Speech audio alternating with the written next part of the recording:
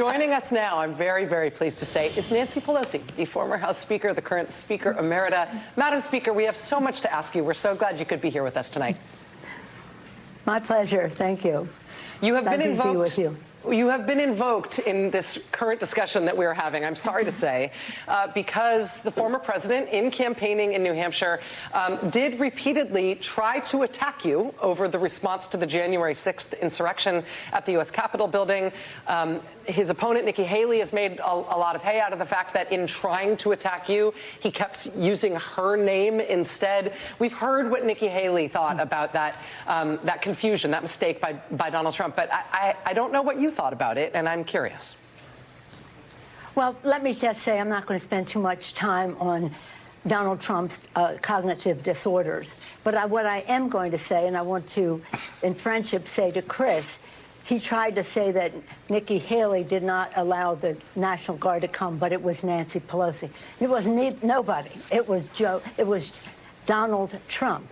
He knows, and you know, that Mitch McConnell, Chuck Schumer, and I begged for hours for the National Guard to come. He knows that we don't have the authority to bring the National Guard. The president does. Sad to say for the District of Columbia, because every other state, the governor has that power.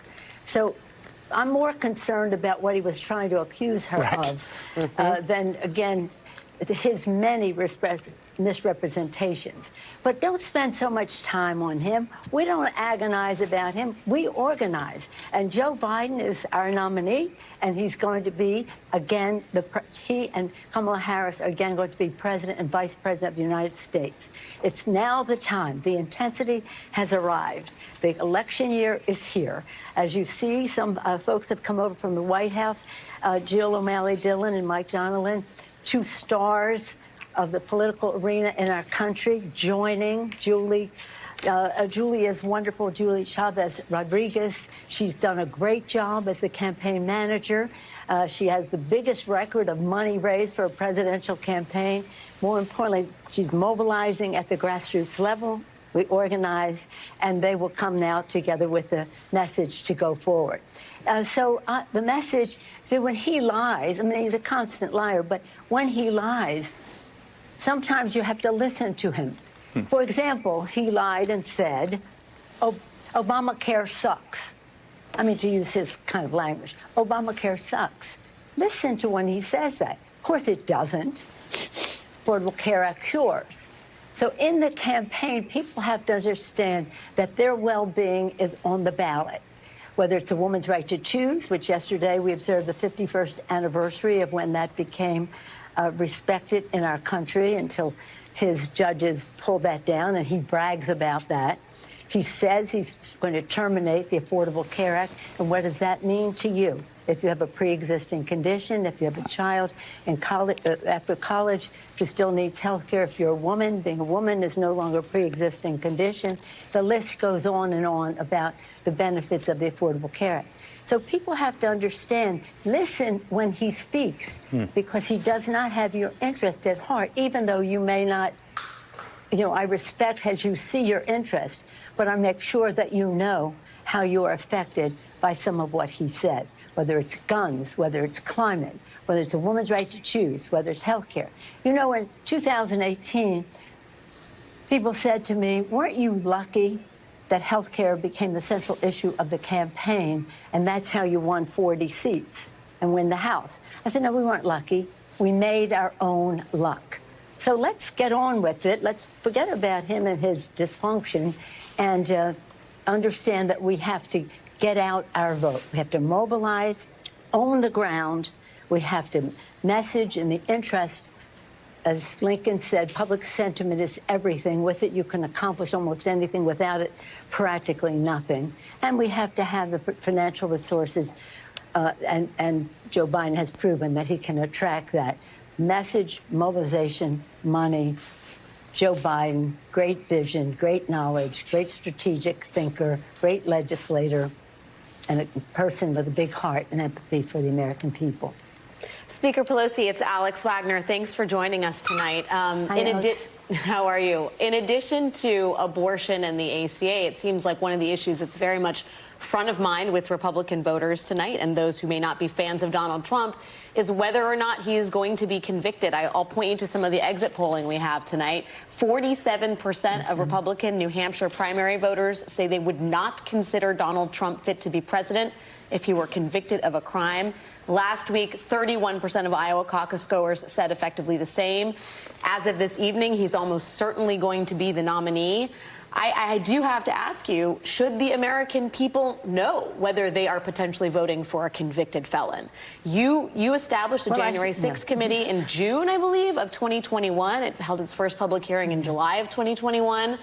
Do you take any issue, given that history and the fact that you're an American voter, with the timeline that the Department of Justice has pursued on this, both in terms of the investigation and the prosecution of Donald Trump?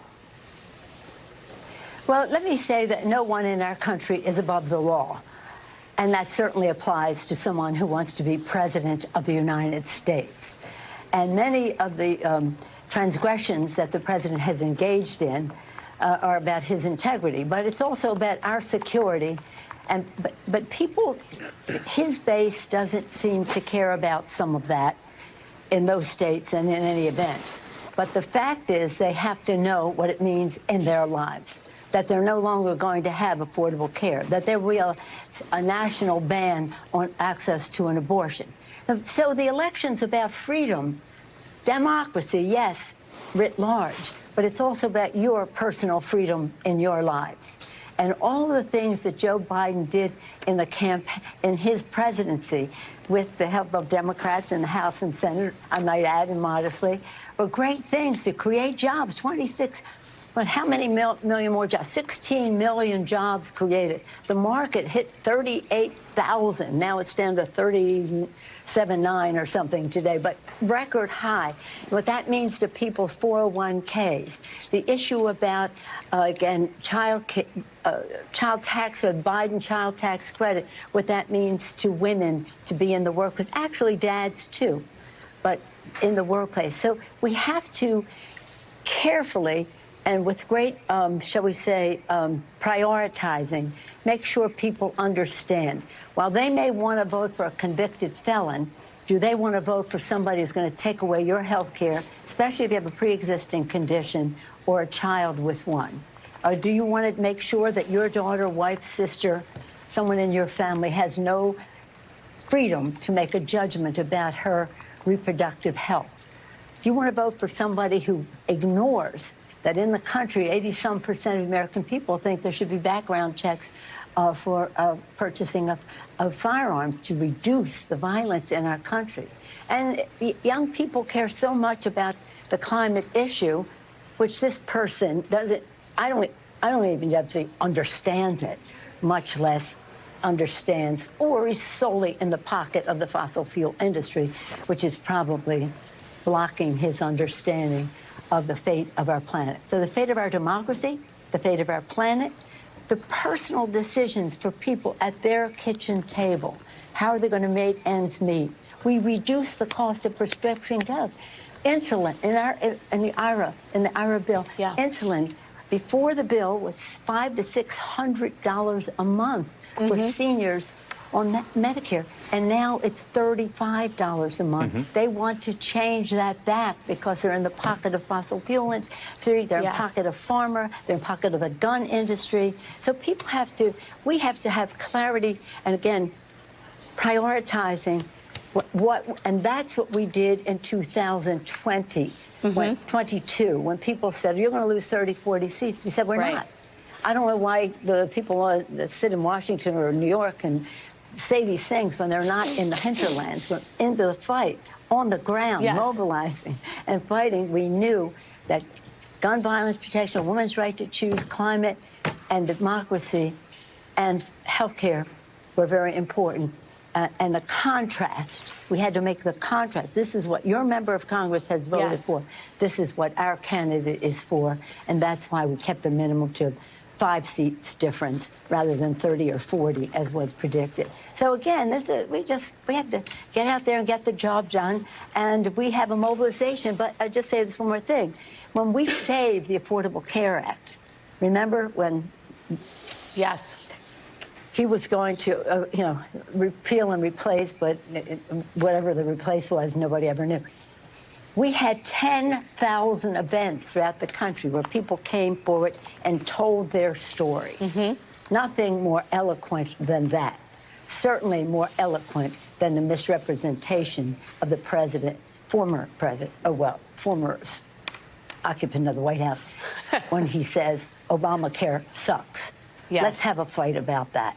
I feel like Democrats have their marching orders if they have tuned into this program this evening. Speaker Emerita Nancy Pelosi, a treat to have you on in this sort of critical moment for the presidential race. Thanks for your time tonight. Okay. Rachel. Nancy Pelosi Just win, saying, baby. Just win, baby. Just win, baby.